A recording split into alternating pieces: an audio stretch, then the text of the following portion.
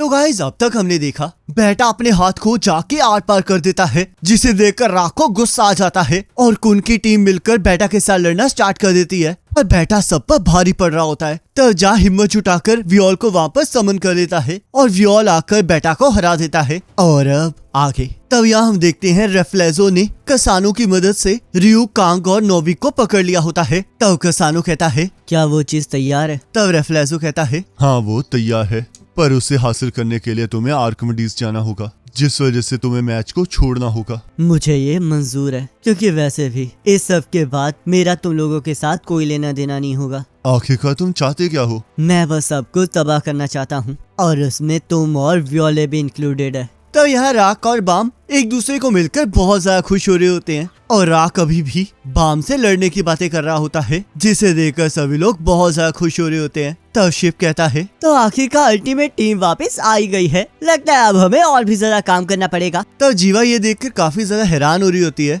कि बाम भी इस तरह खुल के हंस सकता है। तब बाम इन सभी चीजों के लिए हॉर्न को थैंक यू कहता है और इस बात के लिए माफी मांगता है कि वो काम को छोड़कर यहाँ आ गया, पर हॉर्न उसे रिलैक्स करने के लिए कहता है। तब बाम जा के बारे में पूछता है और हॉर्न कहता है फ्लोटिंग शिप पर ट्रीटमेंट फैसिलिटी थी, तो इसलिए उसे वहाँ पर ले जाया गया और लैरो उसका ध्यान रख रहा है। ये तो चमत्कार ही है कि वो ऐसी इंजरी के बावजूद भी जिंदा है। तब बाम सोफिया से बेटा के बारे में पूछने चला जाता है और सोफिया कहती है ये फिलहाल तो ठीक है, पर वर्कशॉप ने इसे मारने का ऑर्डर दे दिया है, तो इसलिए इसकी जान खतरे में है। काश अगर मैं ताकतवर होती तो इसे दुखी नहीं रहना पड़ता। मैं इस बात पे एग्री नहीं करता हूँ, क्योंकि मुझे नहीं लगता कि किसानों, कांग और बेटा सिर्फ उदासी थे। तब यहाँ कुन बहुत ज्यादा चिंता में होता है और शिप उससे उसका कारण पूछता है। तब कुन कहता है अभी सब कुछ खत्म नहीं हुआ है और ऊपर से ऊपर शिप पर फग रैंकर्स हमारा इंतजार कर रहे हैं। हमने वर्कशॉप में भी दुश्मन बना लिए हैं, तो इसलिए मुझे नहीं लगता कि यहाँ से निकलना इतना आसान होगा। तब शिप कहता है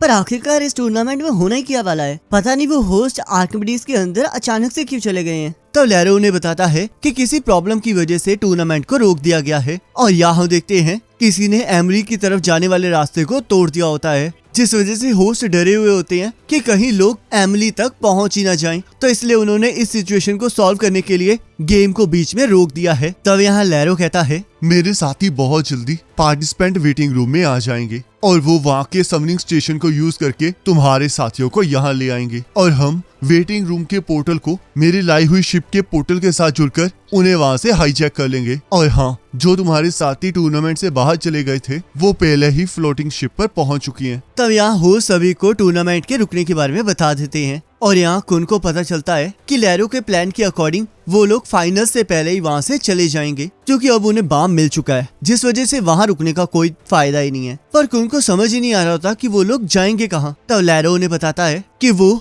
वॉल हाई सॉन्ग शिप पर जाएंगे, जिसे सुनकर शिप हैरान हो जाता है, क्योंकि वो लोग बहुत ज्यादा खतरनाक होते हैं और उन्हें ये समझ नहीं आ रहा होता कि वो लोग ऐसा क्यों कर रहे हैं। तब लैरो कहता है ये इस वजह से है क्योंकि बाम कुछ साल पहले और एक माजिनो से मिला था, जो कि इस टाइम का सबसे ज्यादा हाईएस्ट रैंकर है और वो अकेला ही 10 फैमिलीज को हरा सकता है। माजिनो वॉल हाई सॉन्ग का फाउंडिंग मेंबर है और बाम की तरह ही इरेगुलर है, जिस वजह से वो बाम के साथ मिलने में इंटरेस्टेड है। तभी बाम की पॉकेट बॉल पर रियोन की कॉल आती है, पर वहाँ पर रियोन की जगह रेफ्लेजो होता है, जिसने बाम के 3 साथियों को पकड़ लिया होता है और वो बाम को चैलेंज देता है कि अगर उसे अपने तीनों साथियों को बचाना है तो उन्हें उसे 3 डिफरेंट लोकेशन से रेस्क्यू करना होगा और अगर वो ऐसा करने में कामयाब हो जाता है तो रेफ्लेजो मैच को छोड़ देगा और वो इस टाइम वियोल का इंतजार वहाँ पर कर रहा है जहाँ पर वियोल को थॉर्न मिला था। तब मे कहती है क्या वियोल सच में आएगा? तब रेफ्लेजो कहता है वो जरूर आएगा, क्योंकि वो 7 सालों तक अपने दोस्तों को बचाने के लिए ही स्लेयर कैंडिडेट बना रहा, तो इसलिए वो इस बार अपने दोस्तों को बचाने जरूर आएगा। तब बाम उन्हें बचाने की बात करने लगता है, पर शिप उसे वहाँ जाने से मना करता है, क्योंकि इसमें बाम की जान को भी खतरा होता है। पर बाम किसी की नहीं सुनता, जिस वजह से कुन उसका साथ देने के लिए मान जाता है और टीम्स को बांटकर तीनों लोगों को बचाने के लिए कहता है। तब कुन कहता है लैरो आखिरकार तुम कब तक वेट कर सकते हो? तब लैरो कहता है मैं गारंटी तो नहीं दे सकता, पर शायद हम 30 मिनट तक रुक सकते हैं। ये तो बहुत ज्यादा कम टाइम है, पर चलो कोई बात नहीं, अगर हम लोग 30 मिनट के अंदर अंदर यहाँ पर ना आए तो यहाँ पर जो लोग भी होंगे उन्हें लेकर तुम चले जाना। चलो फिर बाम यहाँ से जाने से पहले फक को हराकर इसे जीते। तब बाम कहता है कुन ये सब कुछ मैं अकेले करूँगा। तब कुन कहता है क्या तुम पागल हो गए हो? क्या तुम्हें सच में लगता है कि अब जब मैंने तुम्हें हासिल कर लिया है तो तुम्हें मैं ऐसे ही जाने दूंगा? और तुम चिंता मत करो, अगर शिप एरर की वजह से अभी भी यहाँ पर है तो बहुत जल्दी वो भी यहाँ पर आने वाली होगी। तब वहाँ पर एंड्रोसी की एंट्री हो जाती है और वो हात्सू को लेकर मैड डॉग और मे से लड़ने चली जाती है, जहाँ पर वो इस चीज को लेकर गुस्सा कर रही होती है कि इतना सब कुछ होने के बावजूद भी वो बाम के साथ डेट पर नहीं जा पा रही। तब यहाँ क्वांट कहता है, आखिरकार तुम ये क्या बकवास कर रहे हो लैरो? तुमने तो कहा था कि हम फाइनल से पहले यहाँ से चले जाएंगे और अभी यहाँ पर फाइनल हो रहा है। तब चांग क्वांट से वहाँ से जाने के बारे में पूछने लगता है और प्रिंस और चांग आपस में बहस करना स्टार्ट कर देते हैं और क्वांट लैरो से परेशान होकर जोर जोर से चीखने लगता है। तब लैरो अपने बाकी साथियों को भी 30 मिनट वेट करने के लिए कहता है और सोफिया कहती है, प्लीज बेटा को भी अपने साथ ले जाओ, क्योंकि अगर ये यहाँ पर रहेगा तो वर्कशॉप इसे मार डालेगी। मैं चाहती हूँ कि चाहे थोड़े टाइम के लिए ही सही पर ये आजाद हो जाए। पर आखिरकार ये अपनी मेडिसिन के बिना कैसे रहेगा? इसकी मेडिसिन 1 महीने तक काम करेगी, तो इसलिए इस बात की कोई फिक्र नहीं है। इसी की तरह मैं भी एक अनाथ थी, पर मेरी किस्मत अच्छी थी कि मैं वर्कशॉप की रिसर्चर बन गई और उसके बाद मैंने सोचा कि मैं उन बच्चों के लिए क्या कर सकती हूँ जो कि मेरी तरह ही बड़े होते हैं, और इसी वजह से मैंने इस एक्सपेरिमेंट में पार्ट लिया, क्योंकि मुझे पता था कि अगर मैं सक्सीड हो जाऊंगी तो ये सारे बच्चे ताकतवर बन जाएंगे और इन्हें कोई हर्ट नहीं कर पाएगा। जब मैंने देखा कि जो लोग वर्कशॉप से वापस आए हैं वो ताकतवर हो गए हैं, तो मुझे लगा कि मैं सही हूँ। पर वियोल ने मुझे बताया कि वो उन एक्सपेरिमेंट्स की वजह से कितने ज्यादा दर्द से गुजरे हैं और वो हमेशा से खुश रहना चाहते थे। मुझे तो आइडिया ही नहीं था कि इन बच्चों को असल में खुशी चाहिए, तो इसलिए प्लीज बेटा, इल्माक, कसानो और वियोल की मदद कीजिए ताकि वो यहाँ से निकलकर खुशियाँ ढूंढ सके। तो लैरो इस बात के लिए मान जाता है और बेटा होश में आते ही कहता है, ये सारा कुछ कसानो का किया धरा है, वही ये सब कुछ कंट्रोल कर रहा था और आखिरकार उसने मुझे वहाँ से क्यों बचाया? आखिरकार वो चाहता क्या है? तब मैं वियोल के बारे में पता करने लगती है, पर एंड्रोसी उसे अपनी जाने मन का नाम लेने से मना करने लगती है और उसे बताती है कि वो उसके साथ डेट पर जाने वाली है। पर मैं एंड्रोसी को याद दिलाती है कि अगर वो बाम के साथ डेट पर जाएगी तो वो अनक की माँ की तरह ही मारी जाएगी, जिसे सुनकर एंड्रोसी को गुस्सा आ जाता है और वो मे पर हमला कर देती है। पर मैड डॉग बीच में आ जाता है, जिसके हमले की वजह से एंड्रोसी को पीछे हटना पड़ता है। तो यहाँ बाम, कुन और राक रियून को ढूंढ लेते हैं और उनके वहाँ तक पहुँचने से पहले ही उनके रास्ते में रेफ्लेजो आ जाता है और हम देखते हैं रेफ्लेजो के आसपास से काला धुआं निकल रहा होता है, जिससे कि कुन को एहसास हो जाता है कि वो कितना ज्यादा ताकतवर है। तब रेफ्लेजो लड़ाई को शुरू करने के लिए कहता है और यहाँ में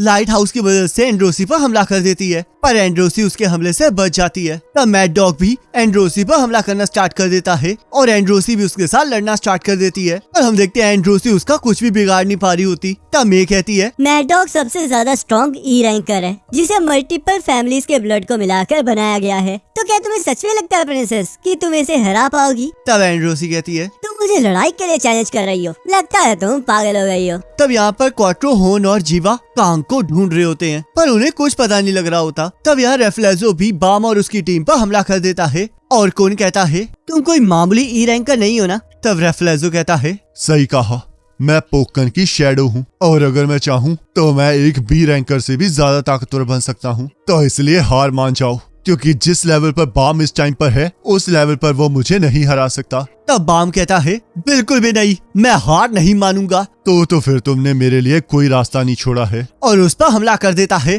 पर बाम अपने शिंसू से उसके हमले को रोक लेता है। तब राक भी रेफ्लेजो पर हमला कर देता है, पर राक भी उसका कुछ नहीं बिगाड़ पाता और हम देखते हैं कौन का हमला भी बेकार जाता है। तब यहाँ पर कसानो माडुराको से मिलने आर्किमिडीज पहुँच गया होता है, जहाँ माडुराको उसे एक टेस्ट ट्यूब दे देता है और वो उसे लेकर वहाँ से चला जाता है। तब माडुराको कहता है, हमें इस बंदे से काफी अच्छी इंफॉर्मेशन मिल गई है। तब उसका साथी कहता है, पर क्या उसे वो चीज ले जाने देना सही रहेगा? कोई बात नहीं, क्योंकि डील्स हमेशा सही होनी चाहिए, और वैसे भी अब हमें उन बेवकूफों के साथ डील करने की कोई जरूरत नहीं है। तो चलो फिर अब सोल्यूशन को तैयार करो, क्योंकि अब वर्कशॉप बैटल को खत्म करने का वक्त आ चुका है। तब यहाँ हम देखते हैं बहुत सारे लोग एमिली से मिलने के लिए तड़प रहे होते हैं और कह रहे होते हैं कि एमिली ने उन्हें धोखा दिया है। तब यहाँ ट्रैवलर भी एमिली से मिलने की कोशिश कर रहा होता है और एक डट के जरिए एमिली की तरफ जाने लगता है, पर उसे ये समझ ही नहीं आ रहा होता कि आखिरकार एमिली ने उन्हें बेवकूफ बनाकर वहाँ पर बुलाया ही क्यों है, और वो इसी सवाल का जवाब ढूंढने के लिए एमिली को ढूंढने लगता है।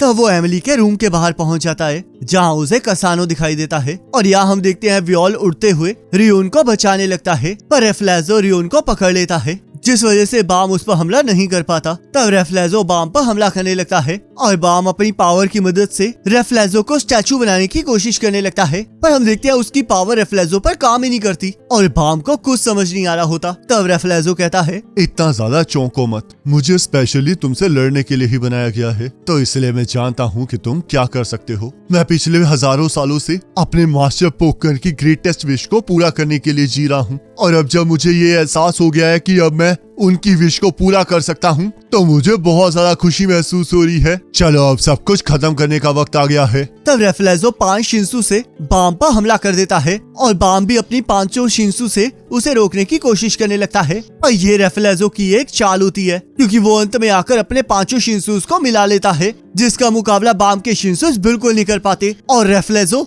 अपने शिंसू को बाम के दोस्तों की तरफ फेंक देता है, पर बाम बीच में आ जाता है और कहता है, चिंता मत करो, मैं इसे रोक लूंगा, और अगर मैं इस पर तब अटैक करूंगा जब ये अपने शिंसू को हमारी तरफ फेंक रहा है, तो मैं इसे हरा सकता हूँ। तब रेफ्लेजो कहता है, तुम ऐसा बिल्कुल नहीं कर पाओगे, क्योंकि तुम्हारी एक कमजोरी है कि तुम सबको बचाने के लिए कुछ भी कर सकते हो, और यही चीज आज तुम्हारे और तुम्हारे दोस्तों की मौत का कारण बनेगी। तब कुन को एहसास हो जाता है कि रेफ्लेजो बहुत ज्यादा ताकतवर है और उसकी प्लानिंग उससे भी ज्यादा तेज है। और तभी कुन को एक आइडिया आता है जिससे कि वो रेफ्लेजो को हरा सकते हैं, और इसी के साथ एपिसोड खत्म हो जाता है। अब नेक्स्ट एपिसोड का लिंक आपके स्क्रीन पर आ रहा होगा, इस पर क्लिक करके अगले एपिसोड को देख सकते हो।